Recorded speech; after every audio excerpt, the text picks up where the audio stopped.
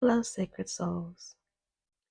I am Mademoiselle Sugar Rondeaux, and I want to welcome you back to the truth about intimacy, where intimacy becomes the embodiment of divine love. As always, I want you to remember intensity is not intimacy, and obsession is not intimacy. Today, I want to talk to you about something that sits at the heart of genuine intimacy: vulnerability. But before we begin, I also want us to continue the compassionate approach we've established throughout the series. Um, Once again, this is not about blaming ourselves, our families, our friends, our partners, or people who, help shape how we relate to others. The point of this series is to understand our relational patterns. It's about awareness, accountability, discernment, and growth. So today I want you to consider a deceptively simple question. You say you want intimacy, but how much of yourself are you actually willing to let someone in? Vulnerability is the willingness to allow another person access to something authentic about you when you cannot completely control how they will receive it. With that being said, it doesn't mean telling everybody everything. Vulnerability is not automatically oversharing, trauma dumping, or giving people unrestricted access to your personal and private life. Sometimes vulnerability is dramatic. Sometimes it is crying in front of someone. Sometimes it's saying, I love you first. Sometimes it's simply just admitting, I don't know, or asking for help. And sometimes vulnerability is extraordinarily ordinary. The important part is that something authentic is being revealed, and there is uncertainty about how another human being will receive it. Now, let's talk about familial vulnerability. Imagine an adult sitting across from a parent and finally saying, Mom, Dad, there are things about my childhood that hurt me. That is more than sharing information. Sometimes it challenges the family's shared version of history. A parent may respond, but I gave you everything. And perhaps materially they did.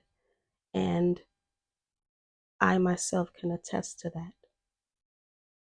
But the adult child, they can still say, I know you provided for me, but emotionally, this is what being your child felt like. That is vulnerability.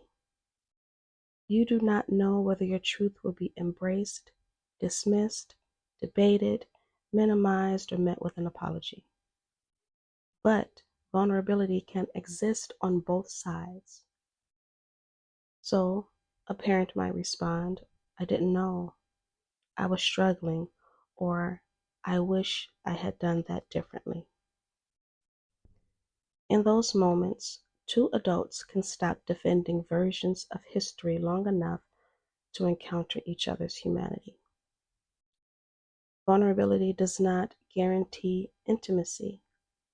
However, what happens after the disclosure matters. The way vulnerability is received can either create relational safety or teach us that a particular part of ourselves is not safe with that person. Vulnerability in friendships is sometimes some of our most overlooked intimate moments. For instance, you can tell your friend, hey, don't laugh at me, but I like somebody. I'm afraid I'm going to fail. I don't feel as confident as everyone think I am. Something happened when I was younger that I've never really talked about. And then there's the very human part. You watch their reaction.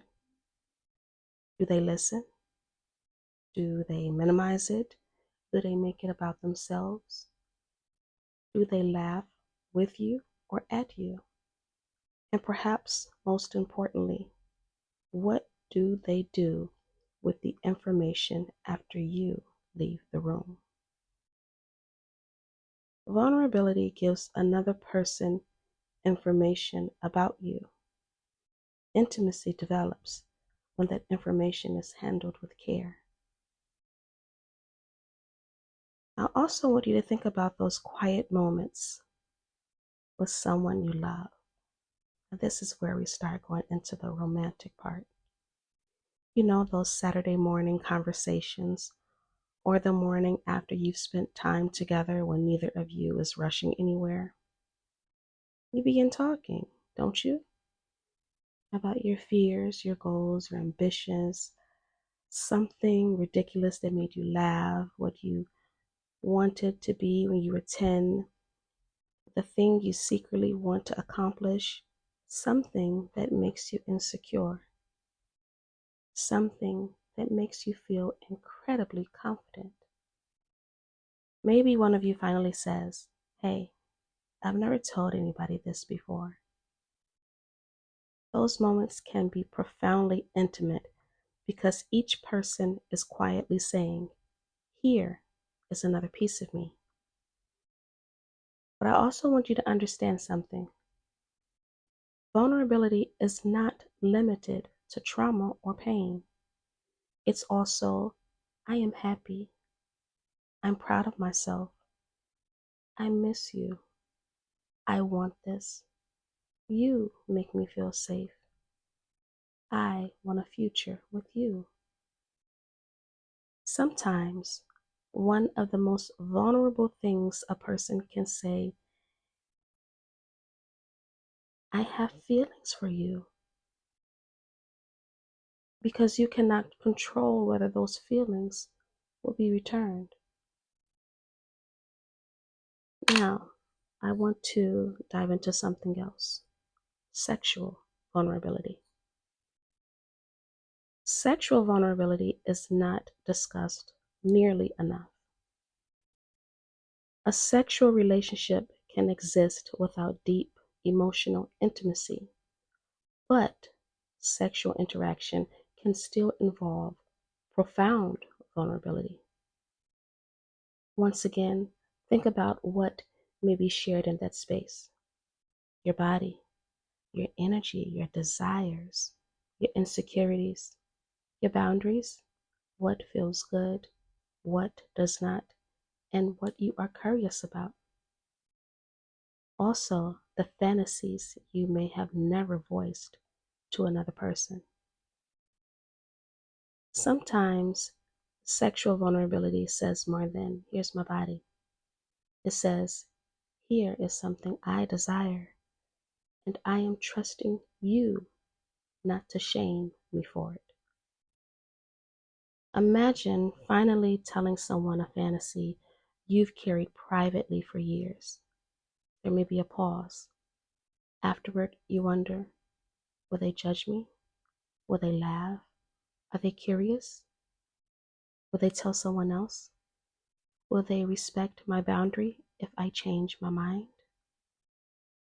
See, that uncertainty, it's a part of the vulnerability. But I want to make an important distinction.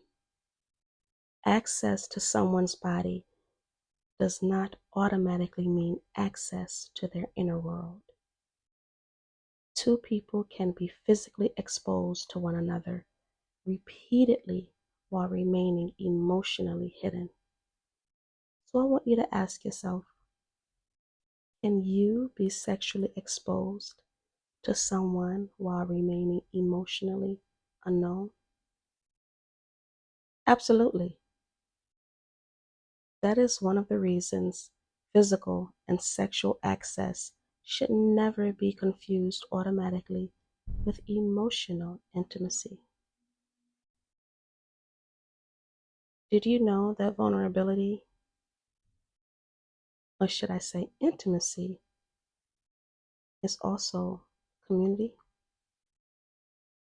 Vulnerability does not only exist in our closest relationships. I want to give you a different point of view. So, this human connection we often overlook because people involved may know very little about our private lives.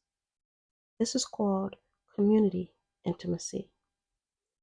Think about your neighbors, your mail carrier, the person at your favorite bakery, the barista who knows your order at the coffee shop, your barber, your stylist, the security guard who greets you every morning, the person you regularly see walking their dog.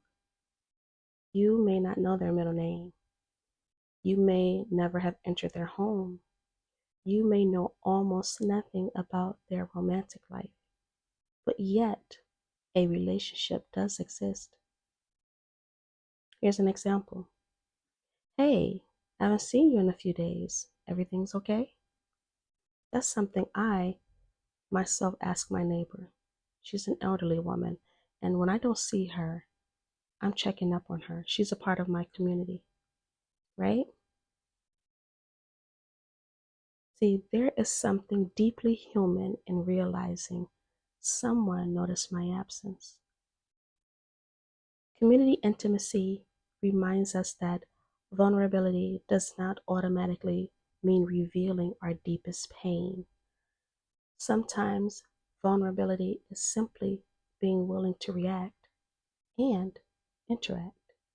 Now, I don't want to mean interact and, or should I say react in a way that is negative. It just means providing feedback or engaging. I smile first. I say hello. I learn your name. I allow myself to become familiar. Those small exchanges can help us practice social connection, develop confidence around other people, and maintain our ability to relate without surrendering every private part of ourselves. Did you know that vulnerability exists on a spectrum? See, this is where discernment becomes essential. Healthy vulnerability does not mean everyone receives equal access to you. Your neighbor does not automatically receive what your best friend receives, right? Your coworker does not automatically receive what your partner receives. And your favorite barista does not need your entire childhood history simply because they remembered your coffee order. Different relationships appropriately hold different levels of access. We can think about relational access as a progression. Recognition, we acknowledge one another. Familiarity, we begin recognizing patterns about each other. Rapport, comfort develops through repeated positive interactions. Trust, experience gives us evidence that this person may safely hold more of us. Vulnerability, we intentionally allow access to something meaningful. Deeper intimacy, through reciprocity, consistency, safety, and care, we become increasingly known to one another. Not every relationship needs to reach every level. I want you guys to understand that. I'm going to repeat that. Not every relationship needs to reach every level. A warm relationship with a neighborhood baker can remain warm and familiar for 20 years. See, that's not failed intimacy.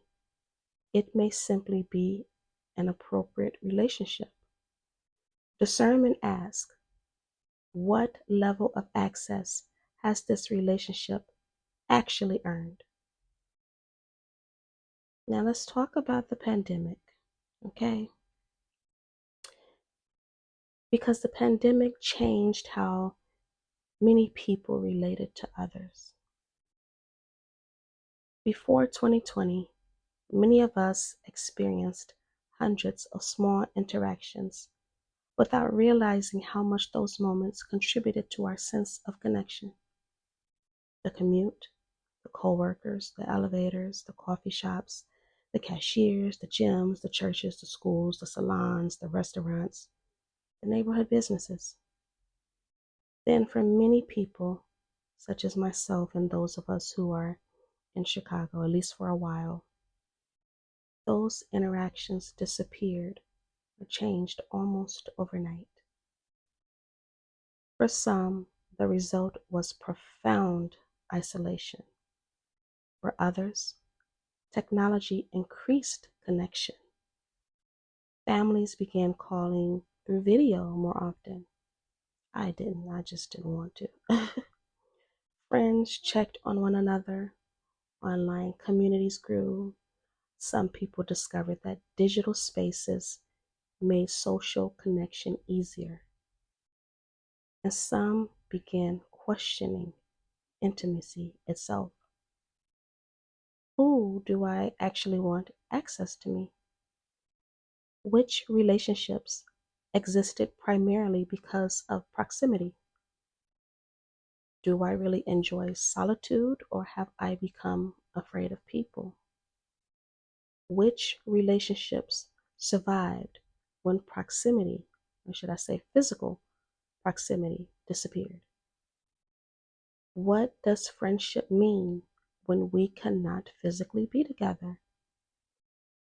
And what does intimacy require when touch is unavailable? The pandemic did not affect everyone's relationship in the same way. Some people were connected, they online dated more, they moved to different parts of the world for each other. But it gave many people an unexpected opportunity or necessity to reconsider how, where, and with whom they experienced human connection.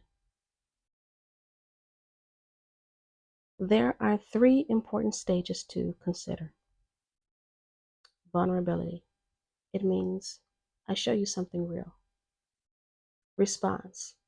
What do you do with what I have shown you? Intimacy. What happened between us because of how that truth was received? Vulnerability is ultimately the door. It opens the door to intimacy. It does not guarantee that intimacy will walk through it. If I reveal something tender and you ridicule it, weaponize it later, gossip about it, dismiss it, or punish me for it, I was still vulnerable. But we did not necessarily create greater intimacy. Instead, my lesson was this part of me is not safe with you. And that is why vulnerability must be exercised with discernment. I talk about this all the time, even in my readings. You must exercise your discernment. Let's look at a brief look at trauma, because this is also something that can be glossed over.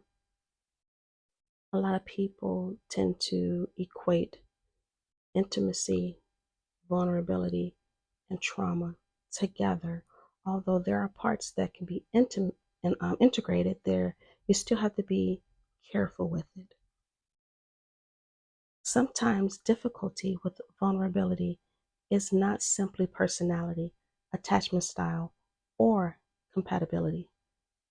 Sometimes our relationship with intimacy it's been shaped by experiences that taught our minds and our bodies that closeness itself can be dangerous.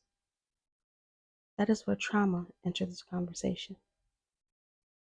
Trauma can affect trust, boundaries, physical proximity, emotional exposure, control, communication, sexuality, and our ability to interpret whether connection is indeed safe.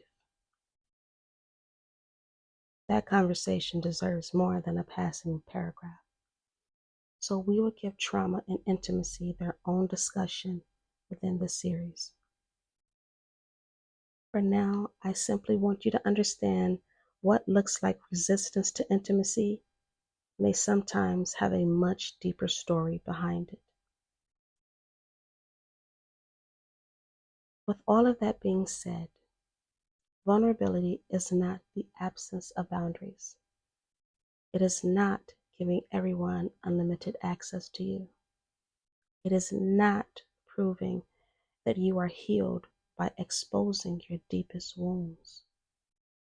Healthy vulnerability requires self-awareness, courage, boundaries, reciprocity, and especially discernment. So, sacred souls, I want you to consider something. What parts of yourself are easy for you to reveal? For me, it's my laughter. That's one of the easiest ways I am vulnerable because as a corporate girly, I'm very stoic the majority of the time. What parts do you protect? For me, that is my private life. What happens in my private life is no one else's business. For instance, when I'm out to eat, I am enjoying myself or out in my community, I'm there in that moment. No one needs to know what I ate. I don't need to take pictures of my food. I don't need to share my location. Then there's another question. Who has earned greater access to you?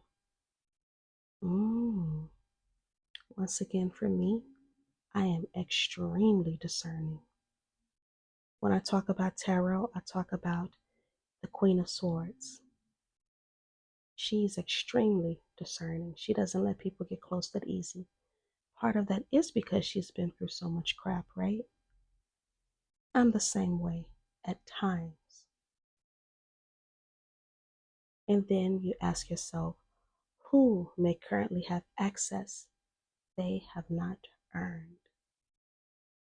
A very tough lesson that many of us experience. A very tough one, and I'm speaking from recent experience. Sometimes you can have history with a person, and because you have that history, you automatically give them vulnerability. Just because there's history, that does not mean they've earned it. When someone trusts you with something vulnerable, what do you do it? For instance, if someone shares something vulnerable with me in my work, I get this all the time, and whether it's a personal reading, whether it's through coaching, I get people, I demanded you have to be vulnerable if you want help. I need that part of you, and I need for you to trust me with that part of you, because my job here is to bring love back into the equation of humanity, right? That's a part of my job. So when everyone hands me their vulnerability, even you by listening to this, I am so appreciative that you trust me with that part of you.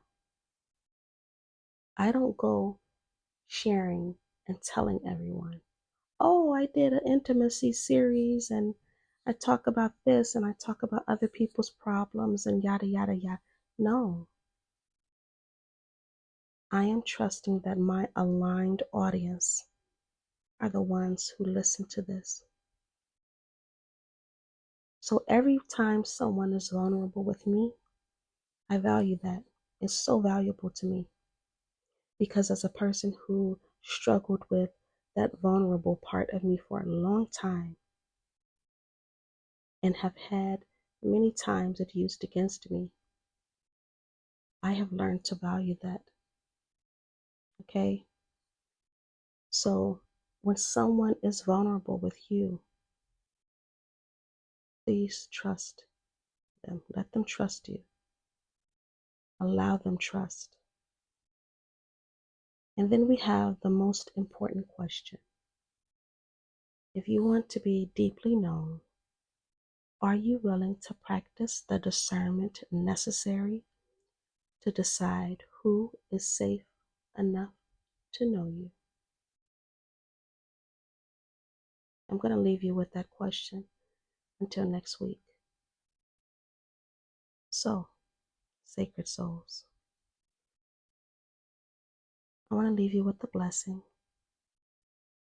May you have the courage to reveal yourself without believing that everyone is entitled to receive you. May discernment guide your vulnerability so that your most tender truths are entrusted to hands capable of holding them with care. May you become a safe space for the vulnerability of others while honoring the boundaries that protect your own spirit. And may every sacred soul experience the freedom of being authentically known without abandoning themselves in the process. Thank you so much for listening.